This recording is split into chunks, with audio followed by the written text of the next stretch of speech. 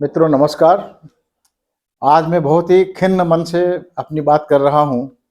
बहुत तकलीफ़ है मुझे और मुझे लगता है कि ये तकलीफ़ मुझे अकेले की नहीं है। आप जब सुनेंगे तो आपको लगेगा कि शायद आपके भी मन की हो, आपके आसपास के कई लोगों की ये तकलीफ़ हो सकती है। हुआ ये कि अभी शादियों का मौसम चल रहा है, तो इंदौर से मेरे एक मित्र आज रतलाम आए एक शादी में भाग लेने के लिए।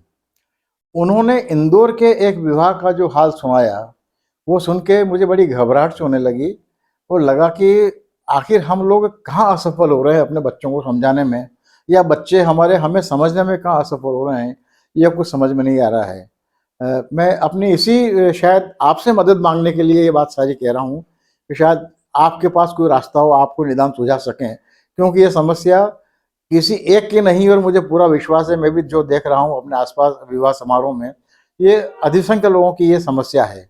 ये समस्या आपको बताऊं उससे पहले निवेदन कर दूं कि मैं विष्णु बैरागी बोल रहा हूं, अपनी यूट्यूब चैनल बैरागी की बातें लेकर आपके सामने हाजिर हूं। कृपा करके मेरा चैनल सब्सक्राइब कीजिएगा, करवाइएगा, इस वीडियो को लाइक कीजिएगा, साझा कीजिएगा और इस पर टिप्पणी कीजिएगा। और एक विशेष निवेदन, ये आज का ये वीडियो मुख्यतः नौजवानों पर केंद्रित है, उन नौजवानों पर विशेष रूप से जिनके विवाह होने वाले हैं बहुत जल्दी, साल 6 महीने में। यदि वे इसे सुन लेंगे तो बड़ी कृपा होगी, और यदि नहीं सुने तो मेहरबानी करके आप लोग जो सुन रहे हैं, इस आज वीडियो देख रहे हैं, ये ऐसे नौजवानों तक पहुंचाइए, क्योंकि हमारे नौजवान ही इस समस्या का निदान निकाल सकते हैं, ऐसा मुझे लगता है। खांसी जुकाम से परेशान हूँ, आज बात करने में थोड़ी बीच में बाधा हो सकती है, तो मुझे क्षमा कर दीजिएगा। इंदौर से आए मित्र ने एक परिवार के शादी समारोह का पूरा किस्सा सुनाया, जितना अधिक वो बता सकते थे। उस परिवार में कुल 4 सदस्य, लड़की की शादी थी, लड़की के माँ, पिताजी और लड़की का एक भाई। और जैसा कि इन दोनों चलन है, सारा कार्यक्रम इवेंट मैनेजर को दे दिया उन्होंने। तो इवेंट मैनेजर के मजे की बात है कि परिवार के चारों सदस्यों ने पहले आपस में बैठ के कोई बात नहीं की, और चारों लोगों ने इवेंट मैनेजर को अपने अपने हिसाब से अपने अपने काम बता दिए।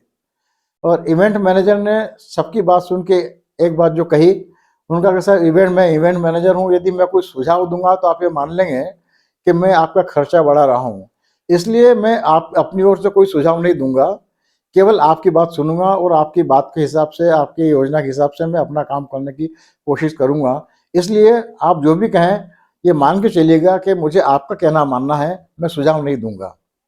इन सब ने अपने अपने सुझाव दे दिए, और सुझाव में आपस में इन्होंने बात नहीं की, लेकिन इवेंट मैनेजर ने ये सावधानी बरती कि जैसे ही कोई एक आयोजन दूसरे ने लिखवाया तो उसने कह दिया कि साहब पहले भैया ने लिखवा दिया है, या दीदी ने लिखवा दिया है, या मैडम ने लिखवा दिया है, या सर ने लिखवा दिया है, या कह के उसने यथासंभव कोशिश की कि कोई भी इवेंट का दोहराव नहीं हो जाए व्यवस्था के हिसाब से। तो इवेंट मैनेजर ने अपनी ओर से जो व्यावसायिक व्यापारिक ईमानदारी बरत सकता था वो बरती उसने, ताकि अकारण खर्चा नहीं हो। अब इसके बाद भी कुछ ऐसा विचित्र हो गया कि आप हम सोच भी नहीं सकते। इवेंट मैनेजर ने एक बात बहुत साफ कर दी कि सर मुझे यदि आपको इस इवेंट में आयोजन की व्यवस्था में कोई कटौती करनी है, तो कटौती के लिए मुझे पूरी तरह से 72 घंटे पहले नोटिस चाहिएगा आपका। उदाहरण के लिए कि यदि आपका 30 तारीख का आयोजन है और 30 तारीख वाले आयोजन में आप कोई कटौती चाहते हैं, तो आपको मुझे 27 की शाम तक बता देना होगा। उससे पहले यदि आपने उसके 28 को बताया तो फिर मैं कटौती नहीं कर पाऊंगा, क्योंकि सारे इस व्यवस्था में खुद अकेला नहीं करता हूँ, मुझे भी दूसरे लोगों से मदद लेके अपना सारा सरंजाम करना पड़ता है। मैं आप भी समझ लीजिए कि मैं ठेकेदारों को ठेकेदार हूँ, तो मुझे दूसरे ठेकेदारों के हिसाब से व्यवस्था करनी पड़ती है। और आप यदि जो मुझे काम बता रहे हैं उस हिसाब से मैं सारी व्यवस्था उन ठेकेदारों को सौंप दूंगा, और उसके बाद में मैं भी उनसे बन जाऊंगा, इसलिए आप भी मुझसे बन जाएंगे। तो मुझे 72 घंटे का सुनिश्चित पूर्व सूचना चाहिए। 72 घंटे से कम की सूचना आपने दी तो मैं आपके इवेंट में कोई भी कमी नहीं कर सकूंगा। आप यदि कोई बढ़ोतरी करना चाहेंगे तो बढ़ोतरी मैं कर दूंगा, साधन उपलब्ध करा दूंगा, लेकिन कमी के लिए चूंकि मैं सारी व्यवस्थाओं के लिए दूसरे ठेकेदारों को वादा कर चुका हूँ, तो इसलिए उनको भुगतान करने के लिए मैं प्रतिबद्ध रहूंगा। इसलिए आप मुझे कोई भी कमी जो किसी इवेंट में कोई हटाना हो, कमी करना हो अव्यवस्थाओं में, तो आप मुझे 72 घंटे की पूर्व सूचना दीजिएगा। यदि मुझे 71 घंटे में सूचना मिली तो मैं उसे कटौती नहीं कर पाऊंगा, और आपने जो भी आपका मेरा करार हो रहा है उस मुताबिक आपको भुगतान करना पड़ेगा। शादियां शुरू हो गई। फेरे के एक दिन पहले 2 बुआ आ गई लड़की की, और लड़की की बुआ आ गई मालूम पड़ा कि गणपति स्थापना और माता पूजन ये दोनों आयोजन आयोजन स्थल पर है, आपके जिसे कहिए आप मांगलिक भवन में या मैरिज गार्डन में। तो दोनों बुआएं हत्थे से उखड़ गई कि बोले विनायक स्थापना तो घर में होती है, माता पूजन तो अपने परिवार का कुल देवी का मामला, इसलिए तो घर पे होगी, इसलिए ये तो यही होगा। लड़की के बाप ने और लड़की की माँ ने कहा कि अपन ने इवेंट मैनेजर को सारी व्यवस्था करवा रखी है। तो दोनों बुआ अड़ गई बिल्कुल कि बोले तुम्हें जो करना हो करो, लेकिन माता पूजन और विनायक स्थापना तो घर पे ही होगी। मित्रों, परिवार में संवाद नहीं हुआ, बुआ लोगों से पहले बात नहीं की, या जो भी स्थिति रही हो, तो इवेंट मैनेजर को जिन बातों का भुगतान करना तय हो चुका था, वो दो इवेंट जो बाहर होनी थी, जिसके लिए भुगतान किया जाना था, वो 2 इवेंट घर में करनी पड़ी। ये भुगतान परिवार को अकारण करना पड़ा।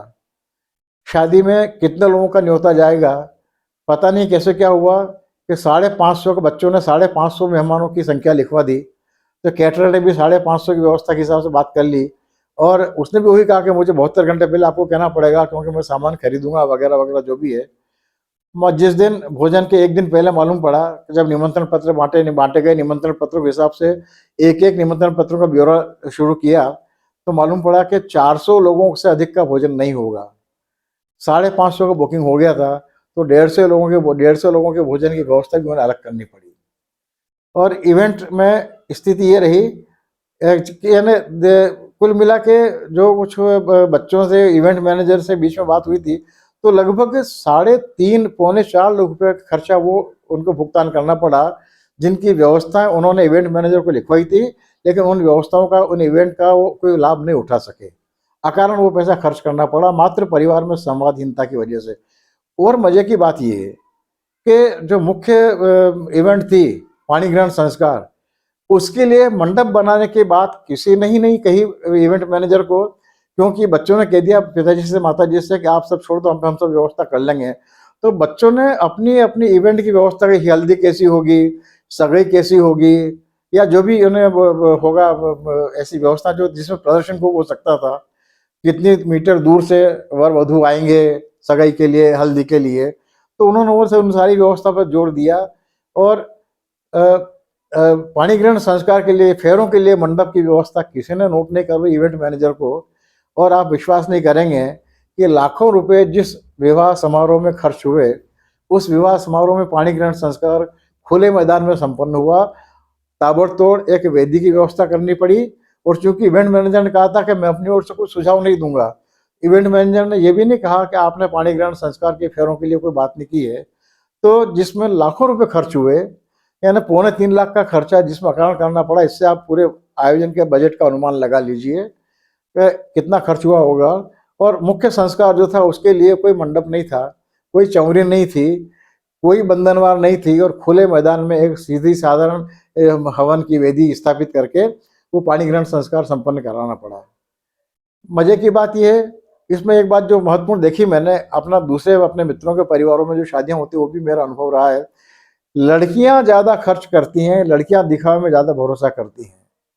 मित्रों, जैसे एक लड़के ने अभी 2-4 दिन पहले मैंने एक वीडियो दिया था कि घुड़चढ़ी और घोड़ी को दाल खिलाने की परंपरा के बारे में मैंने बताया था।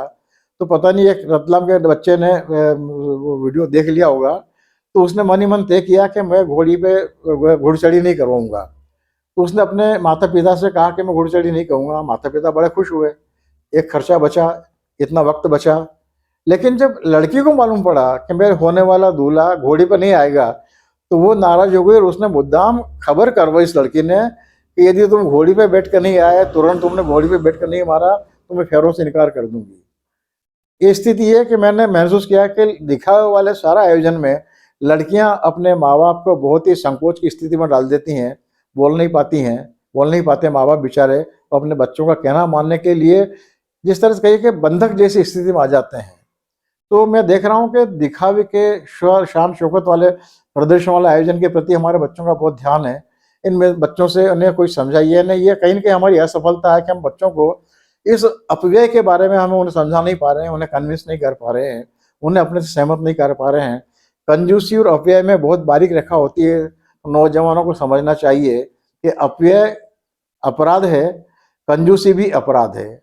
तो कंजूसी का अपराध नहीं करें, लेकिन अपव्यय का अपराध भी नहीं करें। जो काम आवश्यक नहीं है दिखावे के लिए, वो उससे यदि बचेंगे, क्योंकि मैं बहुत जिम्मेदारी से कह रहा हूँ, इस वाक्य को ध्यान से सुनिएगा नौजवान बच्चों। नंबर 2 का पैसा भी है मान लीजिए, तो नंबर 2 का पैसा कमाने में, छुपाने में और उसे खर्च करने में नंबर 1 के पैसे में जितनी मेहनत करनी पड़ती है, उससे ज़्यादा मेहनत इन तीनों कामों में नंबर 2 के पैसे में करनी पड़ती है। तो आप मेहरबानी करके, पैसा आपके पिताजी का, माताजी का हो या आपका खुद का कमाया हुआ हो, आप धुआं मत कीजिए। फोटोग्राफी के मामले में अपने परिवार के 2 शादियों, मेरे दोनों बच्चों के शादियों का आपको उदाहरण दे रहा हूँ, हम गवाह इसके। दोनों बच्चों की शादियों के वीडियो रिकॉर्डिंग शादी के बाद में हम दोनों पति पत्नी ने भी पूरी नहीं देखी कभी भी, और दोनों बच्चों ने भी नहीं देखी। स्थिति ये देखने वाला कोई नहीं मिलता है, आप किसे दिखाएं, देखने की फुर्सत भी किसे नहीं है। और हर पल कैमरे में कैद होने की जो एक इन दिनों फैशन चल पड़ा है, मोबाइल आने के बाद में, तो ये व्यसन बन गया है। इस व्यसन से मुक्ति पाइए। पैसा आपका है, गाड़ी मेहनत का है, आप ना दिन देखते हैं ना रात। जो पैकेज वाले हमारे कर्मचारी बच्चे हैं, उनकी तो वो दयनीय दशा में रहते हैं, वो तो ज़िंदगी का आनंद ले ही नहीं पाते हैं। तो इन बच्चों से मेरा निवेदन है कि मेहरबानी करके इस आयोजन का मूल अर्थ है, मूल काम है पाणी ग्रहण संस्कार, उस पे ध्यान दीजिए। बाकी सारी बातें, आपके फोटोग्राफी, आपके वीडियो रिकॉर्डिंग कोई नहीं देखता है। हर आदमी, आप एल्बम दिखाएं। मेरे छोटे बेटे तथागत का जब विवाह हुआ, तो उसके विवाह का एल्बम बनाने के लिए हमने जितने भी हमको हमारे पास हमने क्लिक किए थे, फोटोग्राफर से क्लिक करवाए थे, वो सारे फाइल उनको भेजी। और छोटा बेटा तथागत और उसकी पत्नी नंदिनी 1.5 साल तक अपने मोबाइल के लिए, अपने एल्बम के लिए फोटो तय नहीं कर पाए, कौन से देख ही नहीं पाए वो। और अंततः हम दोनों पति पत्नी को मेहनत करके एल्बम के लिए फोटो तय करने पड़े। तो मैं ये वो अपनी आप बीती बता रहा हूँ कि आपकी वीडियो हो या आपके एल्बम हो, आपके सिवा कोई नहीं देखता और आपको भी देखने की फुर्सत नहीं मिलती है। वो सब 1 साल भर बाद आपके ट्रंक में सबसे नीचे चले जाते हैं।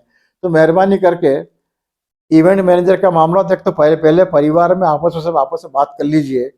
इस पूरी योजना बना लीजिए, कौन सी इवेंट कहाँ पर होगी, और अपने बड़े बूढ़ों से बात कर लीजिए। हमारे बड़े बूढ़े भी अड़ जाते हैं कुछ रस्मों को, उनकी पारंपरिकता को निभाने में, रूढ़ियाँ निभाने में अड़ जाते हैं। तो आपके कौन से बड़े बूढ़े के बात कहना मानने के लिए आप मजबूर हो जाते हैं, उनसे पहले बात कर लीजिए। परिवार के सब लोग आपस में बैठ के बात कर लीजिए। एक बार पूरा विवाह की इवेंट सारी आप मेहरबानी करके कागजों पर उतार लीजिए। आपका पैसा आसानी का पैसा नहीं है, और ये पैसा ऐसे कामों में खर्च मत कीजिए जो अर्थहीन है, जो आपके जीवन में कहीं काम आने वाला नहीं है। मेहरबानी करके इस पीड़ा को समझिए।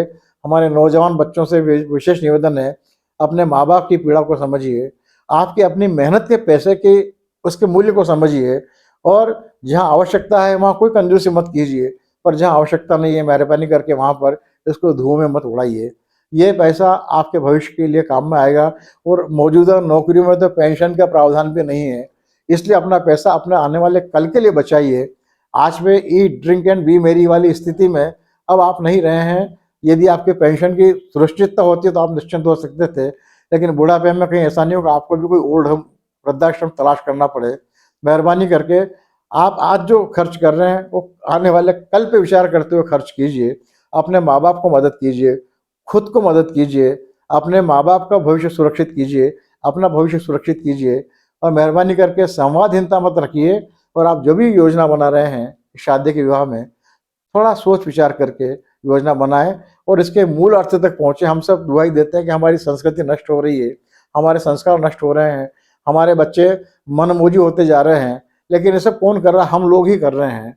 हमें कोई बाहर से, इंग्लैंड या अमेरिका से अंग्रेज लोग आके हमारे ये सब काम खराब नहीं कर रहे हैं, हम खुद ही खराब कर रहे हैं। तो मेहरबानी करके, आज की मेरी बात थोड़ी लंबी हो गई है, लेकिन इस लंबी बात की पीड़ा को समझने की कृपा कीजिए और नौजवान बच्चों तक ये संदेश जरूर पहुंचाइए कि वो अपनी मेहनत का, अपने पिताजी माताजी की मेहनत का पैसा अपव्यय नहीं करें, इसे खर्च करें, अपव्यय बिल्कुल नहीं करें। उम्मीद है मेरी बात आपको ठीक लगी होगी। और आप शादियों में जहाँ जा रहे होंगे, आप भी देख रहे होंगे वहाँ पर बहुत अपव्यय हो रहा है, दिखावे में ज़्यादा अपव्यय हो रहा है, और पाणी ग्रहण संस्कार को सबसे कम महत्व दिया जा रहा है। इस स्थिति से बचने की कोशिश कीजिए। और हम सबका सामूहिक संकट है, और इस संकट से हमें हमारे बच्चे ही बचा सकते हैं।